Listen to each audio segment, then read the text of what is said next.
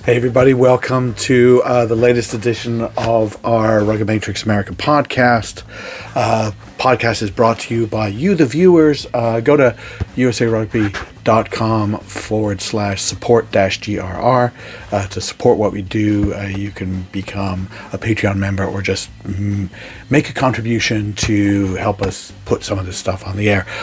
In addition, Next Phase Rugby, which is an app that helps young high school rugby players connect with rugby programs in college to get their start. And it's a great tool to get on there. Go to nextphaserugby.com to download the app and get started. Also brought to you by the U.S. Rugby Foundation, which supports grassroots rugby throughout the country. A fantastic program. And if you have some funds that you'd like to donate at the end of the year, it's a great time for you to help this great sport of ours. Also brought to you partly 8x8 Sports, new kit for Goff Rugby Report. And a great place for you to get some kit and some equipment, rugby balls as well.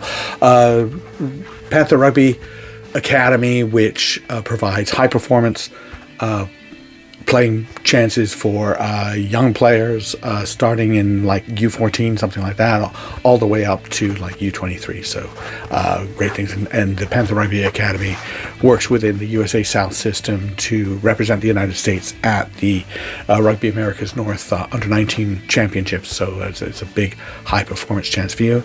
And then Irish Rugby Tours. Hey, in the end, rugby is about fun. And what's more fun than going on tour? Not much. So IrishRugbyTours.com, and they can take you on tour all over the world. This episode is an interview with Scott Lawrence, the USA National Team Men's 15s head coach, and talked to him a little bit at the CRAA Fall Classic this past weekend, where he was looking at players, scouting players, and also really talking to teams about whether you're a high performance program or you're not, and talking about the pathway toward playing for the USA or not, or being a professional.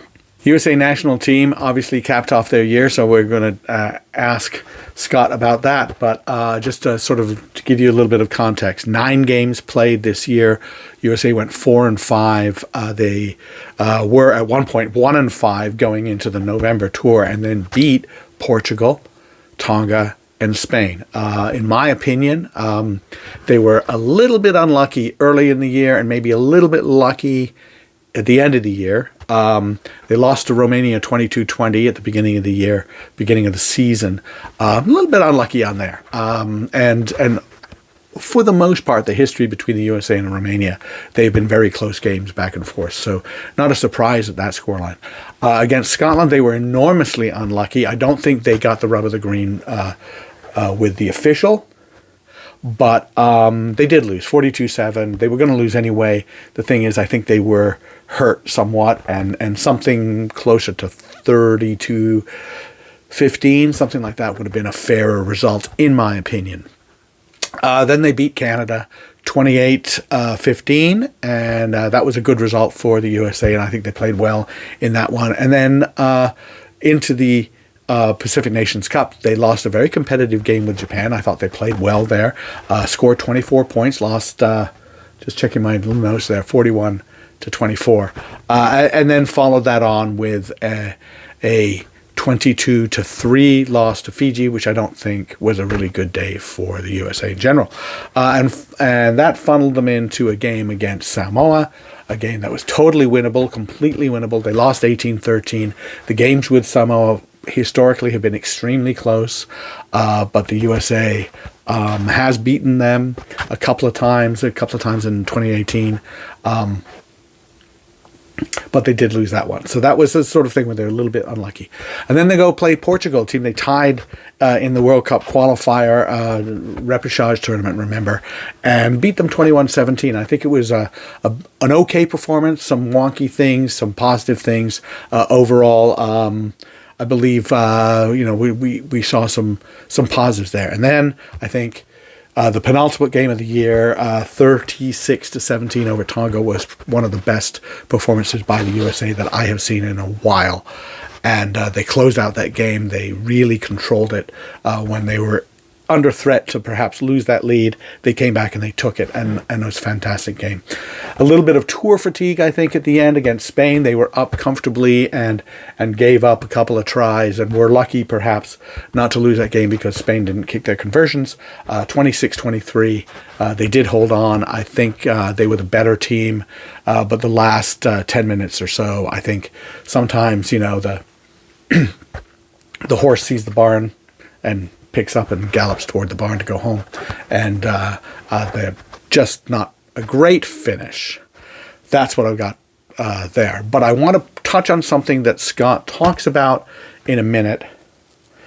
During those 9 games, the USA used 47 players. Of those 47, 17 made their debuts for the United States. That is an astonishing number. 47 players over 9 games. Really, ideally, like in a World Cup year, you want to use like 26, maybe, over that, over a longer season. In a World Cup year, you're probably playing like 12, 13 games. You want to use maybe no more than 30. 47 players.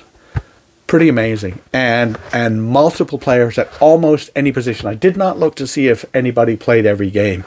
Greg Peterson might have played every game, and I don't know. I'm not sure if I can point to anybody else who certainly started every game other than Greg Peterson, and I don't know about that, but 47 players for the year, 17 debuts. That is a huge thing to keep in mind when Scott Lawrence talks about the team. National team finished up November nicely, 3-0 tour. Yeah. If you would give the program, I guess, a letter grade, what would you think for the year? I think if you gave us a grade on our embracing change, I would say that would probably be an A. Okay. We used more players in a test year than ever, and it was a big year for change in terms of both injury and availability, but also retirements, and Sure. we brought through a number of players. So driving down the average age of the squad below 26 was something that happened this year. So I think that's probably the top grade. I think in terms of us realizing how long it would take for us to get to where we need to be in terms of the number of minutes, we still have some work to do there. Okay. If you think about the results in November, they're very similar to the results of November of the year prior. Okay.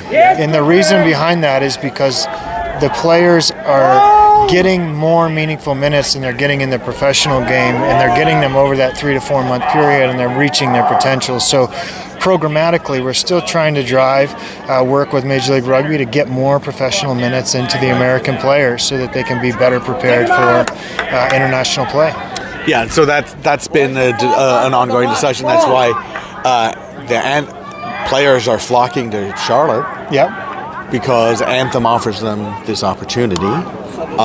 There's position-specific issues on minutes, and I can start talking about how many American-born fly halves and what they play. But It's an issue, right? I mean, I'm like a broken record on that, and maybe you feel like you are too. Yeah, I think it's it's reality, and we've got work to do. That's the professional game needs better players from us, and so we've got some work to do there. But I think when you look at the Anthem this year, there's been a lot of talk about that group bringing in a number of Eagles. I think that's good for cohesion, but what's not lost is the top 9 collegiate players going into the program. So, 25% of that roster is still going to be first-year players. Right. And that's important. We need to start building those minutes now. Which is why we'll see, some rough results, probably. Potentially, right. yeah. I think what they've done is by the players coming in this year, being exposed to a learning environment, getting their programming early. I think it'll help them in the jump. But again, we're not picking 30-year-old professionals or 35-year-old guys coming from former test careers into the squad. So yeah, it'll be tough, but that's what they need to do. Next steps for the national team, you got some time till there's a test match, right? I think the biggest thing is we're going through our end of year review right now, making sure we have a clear plan for every player this year.